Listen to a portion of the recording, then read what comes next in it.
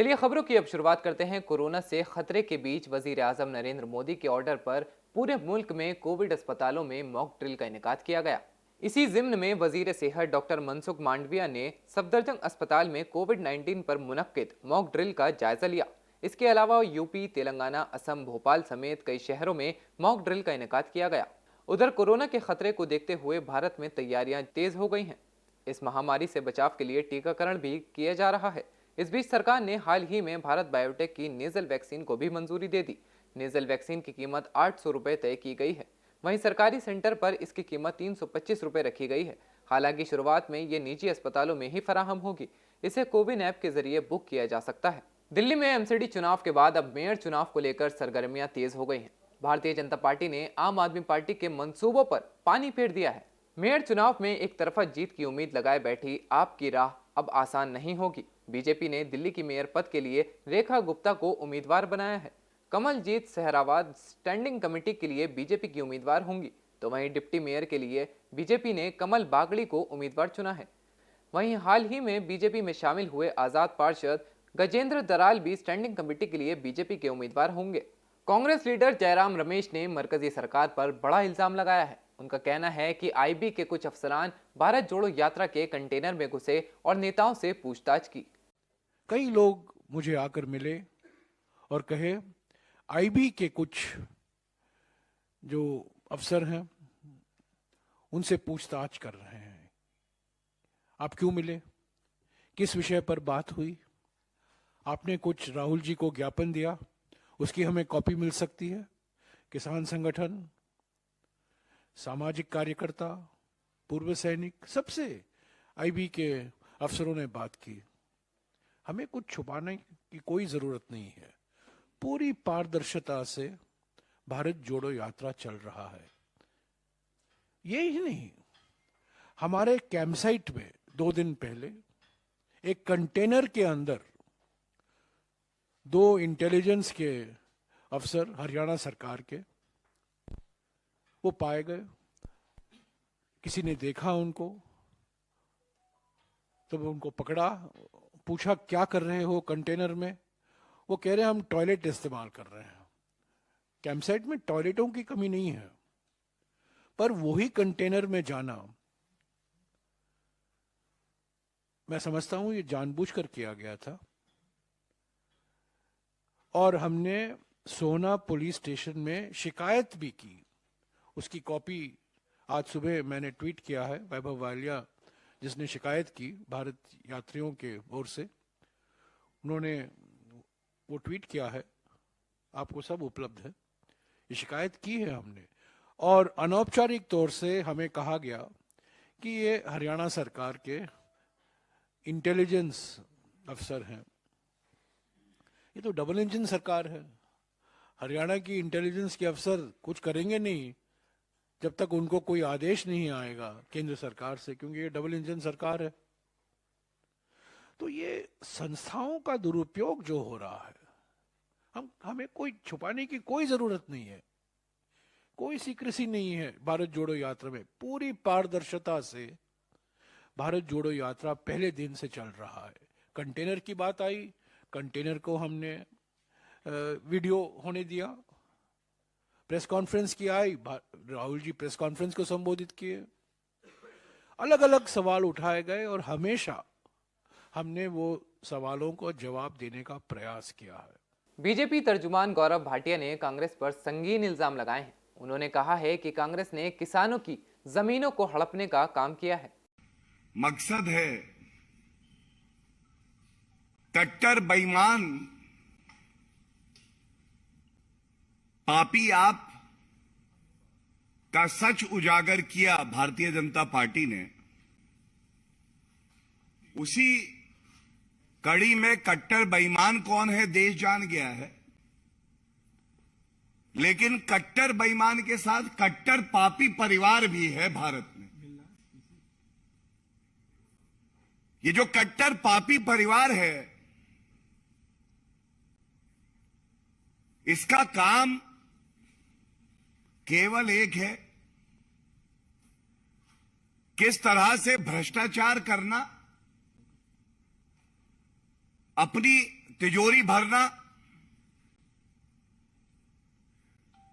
हमारे जो किसान हैं उनकी जमीन हड़पना और दामाद रॉबर्ट वाड्रा को दे देना। और ये प्रेस वार्ता इसलिए है मैं क्योंकि जब ये बात उठती है राजनीतिक गलियारों में, बार बार कहा जाता है ये तो राजनीतिक आरोप है। वहीं समाजवादी पार्टी के सदर अखिलेश यादव ने बीजेपी पर निशाना साधते हुए ये कहा है कि बीजेपी बुनियादी मुद्दों पर चर्चा नहीं करती। असली बात यह है कि भारतीय जनता पार्टी जो बुनियादी मुद्दे हैं उन पर बहस नहीं करना चाहती है। चरम सीमा पर बेरोजगारी है, चरम सीमा पर महंगाई है, न्याय की कोई उम्मीद नहीं कर सकता। डिफेंस एक्सपो किया, इन्वेस्टमेंट मीट की, विदेश मंत्री भेजे, अब फिर रोड शो करने जा रहे हैं 24 से पहले, केवल जनता को धोखा देने के लिए। न नौकरी है, न रोजगार है और न इन्वेस्टमेंट आया। झांसी में ये बताइए इन्वेस्टमेंट क्या आया है, ललितपुर में इन्वेस्टमेंट क्या आया है, उरई जालौन में इन्वेस्टमेंट क्या आया है। आपका बगल का इलाका कानपुर देहात, कानपुर नगर, आपका कंटोज, औरैया, इटावा, इधर आप चले जाइए बांदा, आपका चित्रकूट, क्या इन्वेस्टमेंट आया सरकार का बताएं हमें। एक प्रोग्राम को खिताब कर मरकजी वजीर किरण रिजिजू ने यह कहा है कि कुछ ही वकील करोड़ों में कमाते हैं और कुछ वकीलों को काम तक नहीं मिलता। कोर्ट्स में या लोअर कोर्ट्स में सब जजों को मैंने अपने तरफ से बहुत ही खुले मन से हमने कहा कि ये मत सोचिए कि सब कुछ सरकार को करना है, या ये भी मत सोचिए कि सारा न्यायालय से ही दिया जाएगा, कोर्ट रूम से ही सिर्फ न्याय मिलता है। ये सोचना भी गलत है। हम सब मिल करके, चाहे वो न्यायपालिका हो, विधायिका हो, कार्यपालिका हो, सबको मिलकर के न्याय देना चाहिए। चाहे पार्लियामेंट के अंदर में बैठे हो, कार्यालय में हो, या कोर्ट रूम हो, या आप जमीनी लेवल में जा करके लोगों के दरवाजे में जा करके न्याय देने का काम करें। लेकिन करना चाहिए हमको न्याय देने का काम। लेकिन कभी कभी जब बोलते हैं कि 15 साल 20 साल से पेंडिंग है, तो क्या हम न्याय देने का काम कर रहे हैं क्या? अगर किसी कोर्ट में केसेस सालों सालों तक पेंडिंग है और जजेस के पास टाइम नहीं है, या किसी वकील ने उसको उस तरीके से पेश नहीं किया, डेट लेते रहते हैं। कभी कभी तो जज भी डेट दे देते हैं, 1 डेट, 2 डेट, 3 महीने, साल भर। कभी कभी वकील भी डेट मांगते हैं कि इतने दिन के बाद मुझे फिर से मौका दीजिए। तो उस तरीके से जो लोग न्याय देने का जिम्मेदारी लेके बैठे हैं, उन्हीं के माध्यम से न्याय नहीं देने का काम भी होता है। तो इसलिए अगर सबको इस बात को मान ले कि हम किसी भी तरह कुछ भी करें, मगर जल्दी से जल्दी न्याय देना चाहिए, अगर ये सब ठान ले, तो ये लगभग 4 करोड़ 90 लाख का आसपास जो पेंडिंग है इस देश में इस वक्त, वो हम लोग कम कर सकते हैं या आधा कर सकते हैं। महाराष्ट्र में सरकार का अपोजिशन से टकराव लगातार जारी है। अपोजिशन के विधायकों ने रियासती सरकार की नीतियों, वजीरों की मुबैना इरेगुलरिटीज और करप्शन के खिलाफ एहतजाजी मुजाहिरा किया। अपोजिशन विधायकों ने नागपुर में विधान भवन की सीढ़ियों पर पारंपरिक लोकगीत गाकर अनोखे तरीके से एहतजाजी मुजाहिरा किया। बच्चों को सुबह जल्दी जगाने के लिए हरियाणा के वजीर तालीम कुंवर पाल गुर्जर ने एक अनोखा तरीका बताया है। उनका कहना है कि इसके लिए मंदिर और मस्जिद के स्पीकरों का इस्तेमाल किया जाना चाहिए।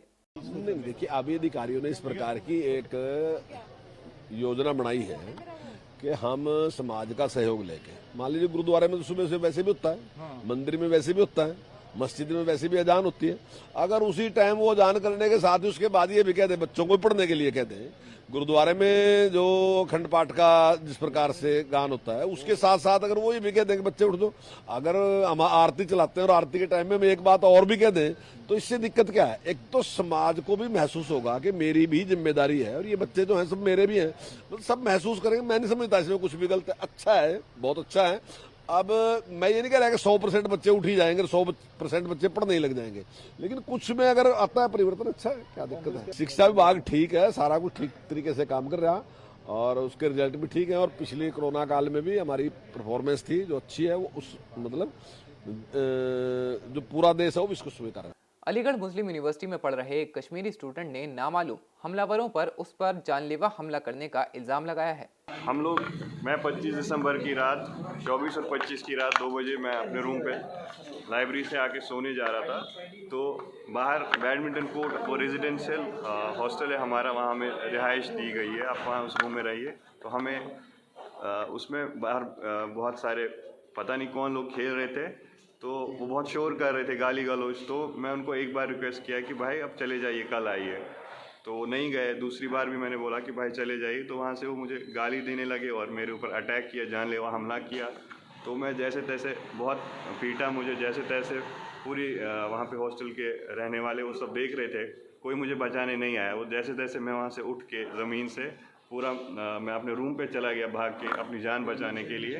तो वो लोग इतनी देर में 100 लोगों को इकट्ठा करके कॉल वॉल करके अपने लोगों को गुंडे थे वो, बिल्कुल कट्टे तमंचे लेके, चाकू छुरी लेके मेरे रूम पे अटैक किया और गेट तोड़ने लगे। बाहर नेट का गेट लगा हुआ है, फिर वुडन वो भी तोड़ने लगे। फिर मेरे रूम में और 2 लड़के थे मेरे साथ, तो हम लोगों ने फिर स्टडी टेबल सटा के दरवाजे में हमने जैसे तैसे अपनी जान बचाई। तो हम लोग इस बीच प्रोवोस्ट, प्रॉक्टर, यूनिवर्सिटी एडमिनिस्ट्रेशन को 100 बार कॉल लगाई, तो किसी ने हमारा रेस्पॉन्स नहीं दिया। तो वो ऊपर वाले को बचाना था, हमारी जान बच गई। जब तक हमारे कुछ और लोग, मेरे कुछ और भाई दोस्त आए, तो उन्होंने कहा कि ये क्या मैटर है यहाँ पे, तो उन्होंने हमें जैसे तैसे वहाँ से निकाला।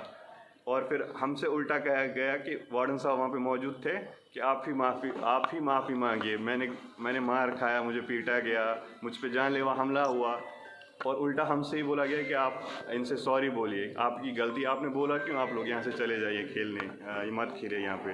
तो ये हुआ था। इसके बाद हमने अगले दिन यानी कि संडे कल 25 में हम प्रॉक्टर, प्रोवोस्ट को कॉल करते रहे, किसी ने रेस्पॉन्स नहीं दिया, कोई नहीं आया। उसके बाद जब हमारी आवाज़ नहीं सुनी गई, तो हम लोगों ने पीसफुल प्रोटेस्ट सेंटिनरी गेट चुंगी पे निकाला और हमने गेट लॉक कर दिया कि एटलीस्ट कोई तो हमारी बात सुने, हमारी जान को खतरा है। हमसे उस रात जब मेरे ऊपर अटैक हुआ तो बोला जा रहा था कि आप लोग टेररिस्ट हैं, आप लोग चले जाए यहाँ से, एक को गोली मार देंगे, तो आप लोग क्यों आते हैं यहाँ पे। तो हमने इसके लिए प्रोटेस्ट निकाला था कल सेंटिनरी गेट पे, तो वहाँ पे हमसे यही बोला गया कि एक को मार देंगे।